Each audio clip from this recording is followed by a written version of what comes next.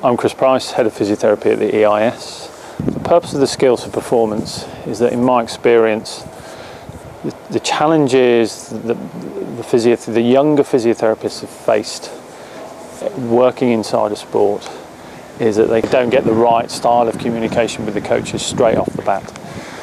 So what we're trying to do with this workshop is educate young practitioners about themselves, how to have an effective conversation with a coach, and how to understand the sporting environment and how they can plan and prepare appropriate conversations about introducing new ideas and thoughts and effectively communicating appropriately with coaches in that environment. The other thing we're trying to do is, we know that from our injury and illness surveillance work, injuries to the lumbar spine, the knee and the shoulder are critical performance limiting injuries.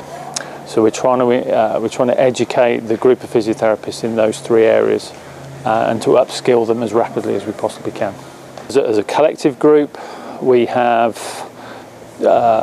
taken through a personal insights profile, helping them understand their personal character preferences about how they think, how they might communicate, and how they might link with other people. We're then trying to get them to understand how everybody's slightly different and how they need to communicate with opposite personality types, about how they might come up with in front of coaches who don't think and act like they do, and how they might adapt their preference towards the coaches.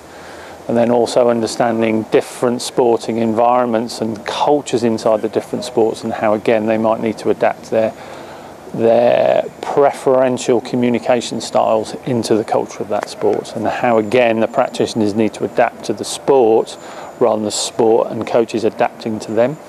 On the physiotherapy side, we've had my senior practitioners from canoeing, taekwondo and gymnastics come and talk to them about some of the more innovative physiotherapy practices that we employ inside the Institute into managing, preventing and rehabilitating injuries.